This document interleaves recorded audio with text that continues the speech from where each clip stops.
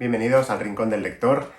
Hoy quiero hablar de otro libro de los que me influyó mucho, un gran libro, que es El hombre en busca de sentido, de Viktor Frankl. Este libro está considerado entre uno de los 10 libros más influyentes de la historia de Estados Unidos. Curioso porque lo escribió un austriaco que se fue a vivir a Estados Unidos. Ahora os explico la historia. Está considerado uno de los 10 libros más influyentes porque después, digamos que su cultura de pensamiento ha derivado en otras muchas culturas de pensamiento, ha influido en muchas personas. Uno de ellos, el más notable, fue Stephen Covey, con el concepto de la proactividad. Pero ¿cuál es la historia? Antes de la historia de este libro, ¿cuál es la historia de esta persona? Para entenderlo. Viktor Frankl fue un neuropsiquiatra austriaco que vivió en la época de la Segunda Guerra Mundial, en la época de la Alemania nazi, y fue encerrado en un campo de concentración. Perdió a toda su familia, perdió a su mujer, a su hijo, sus posesiones, obviamente, ¿no? Y allí encerrado en el campo de concentración, entendió que tenía que encontrar un sentido a su vida, un sentido a su sufrimiento, un sentido a todo aquello que le estaba pasando, ¿no? Y de alguna manera pensó que como psiquiatra que era, como neuropsiquiatra que era, pues que quería analizar la conducta psiquiátrica de la gente que estaba allí en el campo de concentración para después explicársela al mundo, ¿de acuerdo? Y eso, digamos, le dio un poco de fuerzas para poder seguir y salir de allí. Al final consiguió salir con vida, emigró a Estados Unidos, allí fue donde escribió este libro. Es un libro, ¿cómo os diría? No es un libro simplón, no es un libro que tenga sentimentalismos. Cuando cuenta historias del campo de concentración, de lo que la gente pasaba allí, no lo cuenta desde la perspectiva esta hollywoodiense de intentar sacar la lagrimita, ¿no? Porque, oye, qué mal lo pasaba la gente, le torturaban, le mataban, etc. Sino que lo explica desde la perspectiva del análisis psiquiátrico. Si a lo mejor hay un momento en que explica que un día encontraron un compañero muerto en la cama, pues no lo dice desde la sensibilidad de la lágrima, etc., ¿no? Sino que lo analiza desde cómo viven desde el punto de vista psiquiátrico los demás presos la muerte de ese compañero, ¿de acuerdo? O sea que no busquéis esa sensiblería porque no la vais a encontrar, es un libro más psiquiátrico. Pero este libro tiene dos mensajes fundamentales que son los que han calado muchísimo en toda la cultura actual del pensamiento. El primero de ellos es el mensaje del que nace la proactividad, el concepto de proactividad. Viktor Frankl explica en el libro que tuvo como un momento de iluminación, podríamos decir, en el que, le iban a meter a una sala de tortura. Insisto, lo explica sin sentimentalismos, lo explica objetivamente lo que iba a pasar, ¿no? Y decía que lo iban a meter a una sala de tortura y que cuando lo iban a meter a la sala de tortura, cuando faltaban unos pocos segundos para entrar, pues que él de alguna manera tuvo la visión de decir, ostras, yo no puedo cambiar esto que va a pasar. No está en mi mano cambiar las circunstancias son las que son y yo no puedo cambiarlas. Lo único que está en mi mano es elegir cómo me enfrento yo a esta circunstancia, elegir mi actitud ante esta circunstancia. Al salir de la sala de tortura fue un pensamiento que le fue dando vueltas a la cabeza, ¿no? Y que le hizo pensar mucho y que le hizo llegar a la conclusión que cuando recibimos un estímulo, sea el que sea, entre el estímulo y la respuesta que nosotros damos a ese estímulo, sea la que sea, hay un tiempo en el que elegimos. Hay un espacio, no un tiempo, hay un espacio más bien en el que nosotros elegimos nuestra respuesta. Y él decía que nuestra capacidad para elegir esa respuesta es la última de las libertades, una libertad que jamás te pueden arrebatar. Te pueden arrebatar la libertad, te pueden arrebatar la vida, te pueden arrebatar lo que sea, pero jamás te pueden arrebatar la libertad de elegir cómo reaccionas ante una circunstancia. Este concepto es el que más adelante Stephen Covey popularizó como el concepto de proactividad. Digamos que le puso un nombre y lo popularizó, pero es el que da origen al concepto de proactividad, que es un poco como decir, yo tengo las riendas de mi vida, ¿no? Las circunstancias son las que son, yo no puedo cambiarlas, pero yo puedo elegir cómo me enfrento a esas circunstancias. Un mensaje muy, muy potente que ha inspirado a muchísimos autores del siglo XX-XXI.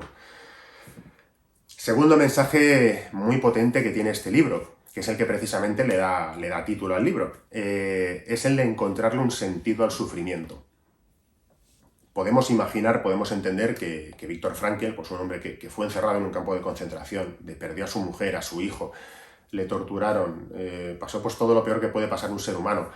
Al salir de allí, como os podéis imaginar, pues tenía una visión un poco oscura de la vida, ¿no? Él era de estos pensadores que entendían que la vida es sufrimiento, que la vida está llena de sufrimiento. Pero de alguna manera lo que él decía, lo que él buscaba, y creo una corriente psicológica incluso sobre este tema, es que el sufrimiento, si somos capaces de encontrarle un sentido, un significado, más que un significado, un sentido, un porqué de ese sufrimiento, el sufrimiento es mucho más llevadero. De ahí, de hecho, de ahí el título del libro, ¿no? El hombre en busca de sentido. En esa visión un poco oscura del mundo, él viene a decir que, bueno, que todos somos personas que estamos sufriendo en el mundo por diferentes cosas, pero que lo que tenemos que hacer es buscar ese sentido, ese sufrimiento.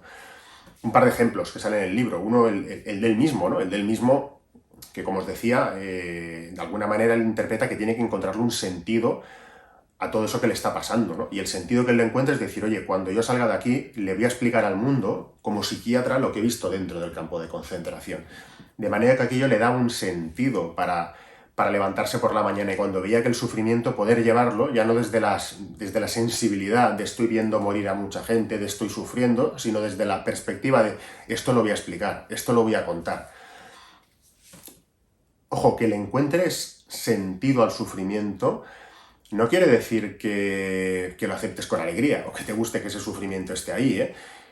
Quiere decir que te lo hace más llevadero. Eso es lo que defiende Viktor Frankl, ¿eh? Que te lo hace más llevadero. No quiere decir que lo aceptes o que te alegre. Otro ejemplo que sale en el libro, ¿eh? Dice que en un momento pues, tuvo una conversación con uno de los presos que había allí, y parece que aquel hombre le decía que... Aquel hombre pues le contaba que lo estaba pasando muy mal, obviamente, ¿no? Y Viktor Frankl le preguntaba en algún momento, oye, ¿y tú por qué continúas? ¿Por qué no te dejas morir? Porque ahí en el campo de concentración, pues él explicaba que había gente que ya elegía dejar de luchar, que ya no luchaba más y que se dejaba morir. Vamos, se dejaba morir y quiere decir que no se levantaban de la cama, y allí nadie te iba a buscar a la cama. Si no te levantabas de la cama, pues a los 2 días aparecías muerto allí, muerto de hambre y de sed. Y se daban muchos casos. Entonces, en una de las situaciones, pues hablando con uno de los presos, le preguntó, oye, ¿tú por qué no te dejas morir, como hacen otros? Y dijo, pues mira, porque yo sé que mi mujer sigue viva. Bueno, ese preso debía pensar que su mujer seguía viva, ¿eh? Me imagino que no tenía noticias, pero él quería pensar que su mujer seguía viva. Y decía, y si yo muero antes que ella, la voy a dejar completamente desamparada en el mundo. Así que mi objetivo es poder morir por lo menos después que ella. Asegurarme que ella muera antes que yo, para que ella no sepa que se ha quedado absolutamente sola en el mundo, ¿no? Ostras, es una visión como muy dura, ¿no? Pero de alguna manera a ese preso le daba aquel sentido, ¿no? De decir, bueno, yo estoy sufriendo un montón, pero es que mi objetivo es vivir más que mi mujer. Mi objetivo es aguantar más para que ella no se quede sola, ¿no? Y aquello le daba un sentido a ese sufrimiento. Y insisto, eso no quiere decir que ese sufrimiento lo aceptes con alegría, ni que estés muy feliz de lo que te está pasando, ni nada de eso, ¿eh? Lo que ocurre es que hace que ese sufrimiento sea más llevadero. Y en esta línea de pensamiento, un matiz importante, diría, ¿no? Porque hay en la cultura actual, hay pues como un cierto buenismo, quizás, ¿no? A malinterpretar estos pensamientos que sacó Viktor Frankl hace ya muchos años, a malinterpretarlos, ¿no? Bastante, y lanzar el mensaje ese de que ser feliz depende de ti, ¿no? Ostras, si no es tan sencillo, ¿eh? Es decir, hay una parte de verdad, pero no es tan sencillo como decir que ser feliz depende de ti y que esto sale de aquí, ¿no? Porque no, es que tú puedes elegir cómo reaccionas ante las circunstancias. Sí, pero que puedas elegir tu actitud no quiere decir que necesariamente las circunstancias vayan a ser maravillosas y que vayan a ser fantásticas y que vayas a ser feliz. Es mucho más complicado que eso. Cuando decimos en este tipo de cultura de pensamiento que tu elección depende de ti, que las circunstancias son las que son, no quiere decir que vayan a ser fáciles, ni que vayan a ser sencillas, ni tan siquiera que ser feliz dependa de ti. Esa persona que en el campo de concentración estaba sufriendo y que quería vivir más que su mujer, no es que fuera feliz, es que le estaba encontrando un sentido a ese sufrimiento que le iba a hacer que ese sufrimiento fuera más llevadero. Pero eso no quiere decir que seas feliz con eso. Es un concepto bastante más complejo, y ser feliz es algo bastante más complejo que simplemente elegir ser feliz, ¿de acuerdo? O sea que yo soy muy defensor de esta cultura del pensamiento, de que, oye, ante unas circunstancias tú eliges cómo te comportas, pero no vayamos a la simpleza de pensar que solo con eso es que tú eliges ser feliz, porque es bastante más difícil. Sea como sea, libro absolutamente recomendable, es cortito, es fácil de leer.